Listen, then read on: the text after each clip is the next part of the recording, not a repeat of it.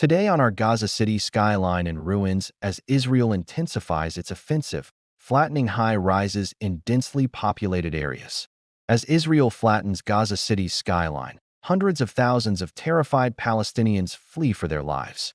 We've been showing you these images from Gaza City over the past few days. What we're seeing right now is the aftermath of Israeli airstrikes on Gaza City overnight. These are some of the most densely populated areas in Gaza, and this really is a war crime. If not, it certainly appears that way. What we're going to do is go back over the footage and see what happened here. As you can see, there are two high-rise buildings, twin towers here, which were targeted by Israel. Now at least 10 people have died according to Palestinian medics. That's on top of over 1,300 Palestinians killed in just the last 3 days of Israel's onslaught on Gaza. But let's get back to those twin towers there. They were hit multiple times by Israeli missiles. I want to show you this footage again. We've already shown you this before, but what's happened there? Bear with me 1 second. The left-hand side of your screen there, that is before the airstrike happened. After the first missile hit, this is what remained. And as you can see there, that's the aftermath of the Israeli strike. It was a similar story in another part of Gaza City. Another densely populated residential area was flattened when Israel deployed its fighter jets over Gaza City. And again, this is footage of the aftermath of those airstrikes. These are just some of the images coming out of Gaza City. Again, hundreds of thousands of Palestinians are fleeing for their lives, desperately trying to escape this onslaught by Israel. But they're also trying to escape this as well. Let me tell you who this man is. This man is the Speaker of the Palestinian Parliament. He was in his home in Gaza City when it was surrounded by Israeli troops. He managed to escape, and he's now in, I believe, southern Lebanon. But take a look at his house. It's destroyed. This is the house of the Speaker of the Palestinian Parliament. His family home destroyed by Israel. Let's go back to the footage from those twin towers I was showing you earlier. Here's some more footage. And what you can see there, it's hard to make this out, but what you can see there are the rescue workers, Palestinian rescue workers searching through the rubble for survivors.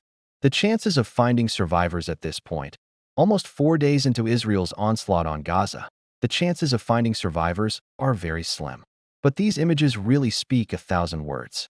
You know, we've heard very little from the Palestinian leadership in the last few days since Israel launched this offensive. We've seen the images of the destruction, but this really gives you a sense of how bad the situation is on the ground.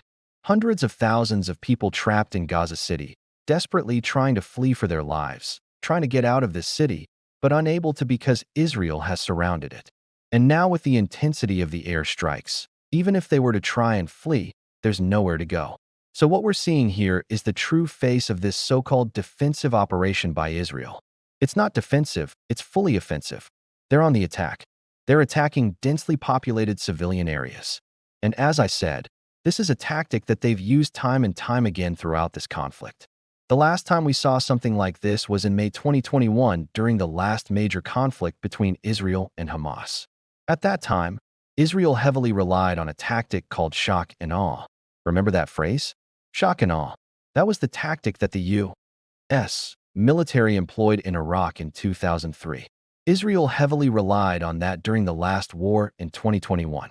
What they did is they flattened entire neighborhoods in Gaza City, killing dozens, if not hundreds of Palestinian civilians in the process. And then what happened? Hamas rebuilt those neighborhoods only for Israel to come back and destroy them again. Again, this is a tactic that Israel has used time and time again. They flatten an area. They say that they did so because Hamas was operating from that area.